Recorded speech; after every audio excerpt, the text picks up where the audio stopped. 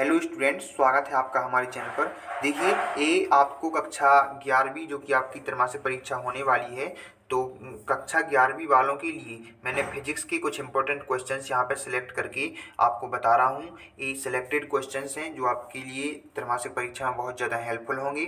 और त्रैमासिक परीक्षा के अलावा ये वार्षिक परीक्षा में भी ये क्वेश्चन आएंगे, क्योंकि ये सिलेक्टेड क्वेश्चन हैं। सभी के सभी क्वेश्चंस परीक्षाओं में पूछे ही जाते हैं। ये सभी इंपॉर्टेंट क्वेश्चन हैं। आपको इन सभी क्वेश्चंस को अच्छे से तैयार कर लेना है। और अगर आपको इनके आंसर भी चाहिए तो आप कमेंट बॉक्स में कमेंट कर सकते हैं, तो सभी के आंसर आपको प्रोवाइड कराए जाएंगे।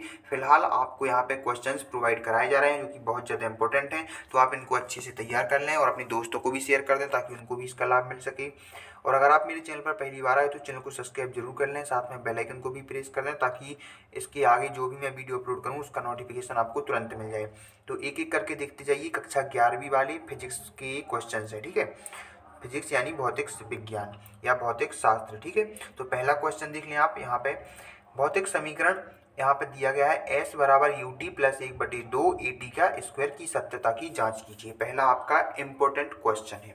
इसके बाद दूसरा मोस्ट इम्पोर्टेंट क्वेश्चन, भौतिक समीकरण T बराबर 2r under root L upon G की सत्यता की जांच कीजिए। तीसरा क्वेश्चन देखिए, एक से बढ़ के एक इम्पोर्टेंट क्वेश्चन है, कोई भी आपको नहीं छोड़ना है, सभी के सभी आपको तैयार कर लेनी है। तीसरा क्वेश्चन है, वायु में ध्वनि का वेग 332 मीटर पर सेकंड होता है, इसका मान सीजीएस में ज्ञात कीजिए। इसका मान आपको सीजीएस पद्धति में ज्ञात करना है, ठीक है। इसके बाद चौथा प्रश्न है आपका, देख लीजिए। किसी पिंड की गतिज ऊर्जा उसके वेग तथा ऊष्मा पर निर्भर करती है, सूत्र की व्युत्पत्ति कीजिए। इसके बाद नेक्स्ट क्वेश्चन है आपका पांचवा, गति के समीकरण लिखिए। छठवां क्वेश्चन है आपका, न्यूटन की गति का विषयक नियम। न्यूटन की गति का जो विषयक नियम है, इसमें बहुत सारे लोग गलती करते हैं। विषयक नियम पूछते हैं तो बड़े उत्सुक हो जाते हैं कि अरे ये तो हमसे बन रहा है, और पहला नियम न्यूटन का जो गति का पहला नियम है वो लिख के आ जाते हैं। तो ऐसा नहीं करना है। जब विषयक की बात हो कि गति, न्यूटन की गति का विषयक नियम लिखना है, तो विषयक नियम में आपको याद रखना है कि आपको दूसरा नियम ही लिखना है। जो न्यूटन ने गति का दूसरा नियम दिया है आपको सिर्फ वही लिखना है, क्योंकि विषयक नियम जो आप न्यूटन ने गति का दूसरा नियम दिया है उसी को विषयक नियम कहते हैं। तो आपको न्यूटन की गति का पहला नियम नहीं लिखना है, बल्कि आपको दूसरा नियम ही लिखना है। इसके बाद नेक्स्ट क्वेश्चन देख लें आप, क्वेश्चन नंबर 7। ये भी बहुत ज़्यादा इंपॉर्टेंट है, इसको देख लें आप। क्वेश्चन नंबर 7 है आपका, संवेग संरक्षण के नियम से न्यूटन के तृतीय नियम की व्युत्पत्ति कीजिए। ये बहुत इंपॉर्टेंट क्वेश्चन है। इसके बाद 8वां प्रश्न देख लें, विराम कोण एवं घर्षण कोण को परिभाषित कीजिए, इनमें संबंध स्थापित कीजिए। इसके बाद देखिए, इसके बाद नेक्स्ट क्वेश्चन है आपका 9वां, वस्तु द्वारा t सेकंड में चली गई दूरी सिद्ध कीजिए। नेक्स्ट क्वेश्चन देखिए, देख लीजिए। यहाँ पे आपको एक बात नोट करनी है आपको, जो आपका प्रश्न मैंने 8वां बताया है, प्रश्न नंबर 8 में आप देख लें, यहाँ पे विराम कोण एवं घर्षण कोण को परिभाषित कीजिए जो मैंने आपको बताया। इसमें आपको लैम्डा और थीटा आपको क्या करना है, इसको वो सिद्ध करना है, ठीक है। लैम्डा बटे थीटा, ठीक है। तो आपको इसको सिद्ध करना है। आप इसको अच्छे से देख लें, ये आपको दो प्रकार से पूछा जा सकता है। इसके बाद 9वां मैंने आपको बताया, वस्तु द्वारा t सेकंड में चली गई दूरी सिद्ध कीजिए। 10वां प्रश्न है, स्थितिज ऊर्जा को परिभाषित कीजिए एवं इसके लिए व्यंजक ज्ञात कीजिए। ये आपका 10वां प्रश्न है। 11वां प्रश्न देख लें, संवेग संरक्षण का नियम लिखिए। 12वां प्रश्न है, कार्य ऊर्जा प्रमेय लिखिए। 13वां प्रश्न है, ऊर्जा एवं शक्ति में अंतर लिखिए। 14वां प्रश्न है, एक विमीय संघट्ट क्या है, सिद्ध कीजिए कि एक विमीय प्रत्यास्थ संघट्ट में पास आने का आपेक्षिक वेग दूर जाने के आपेक्षिक वेग के बराबर होता है। तो ये आपको अच्छे से तैयार कर लेना, ये बहुत इंपॉर्टेंट क्वेश्चन है। 15वां क्वेश्चन देख लें आप, जूल एवं अर्ग को परिभाषित कीजिए, इनमें संबंध स्थापित कीजिए। आपको जूल और अर्ग को परिभाषित करना है और इनमें संबंध भी स्थापित करना है, याद रखना। इसके बाद 16वां प्रश्न है, सदिश और अदिश में अंतर लिखिए। ये बहुत इंपॉर्टेंट क्वेश्चन है, आपको त्रैमासिक परीक्षा में 100% आएगा ही आएगा। बहुत दावे के साथ कह रहा हूँ, सदिश और अदिश में अंतर आपको आने ही वाला है, तो आप इसको अच्छे से तैयार कर लें।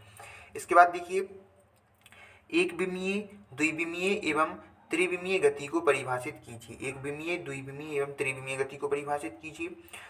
नेक्स्ट है आपका 18वां, दूरी एवं विस्थापन में अंतर लिखिए। 19वां है आपका चाल वेग क्या है, इनमें अंतर लिखिए। देखिए जो यहाँ पे 3 अंतर आपने अभी अभी देखे। 16वां प्रश्न में आपका अंतर था सदिश और अदिश में अंतर, 18वें में आपका दूरी और विस्थापन में अंतर, और 19वें में आपका चाल और वेग में अंतर। तो ये 3 क्वेश्चन आप लिख के ले लीजिए। 3 क्वेश्चन में से आपको एक ना एक क्वेश्चन 100% पूछा ही जाएगा। ठीक है, तो आप इन तीनों क्वेश्चन को आप अच्छे से तैयार कर लें।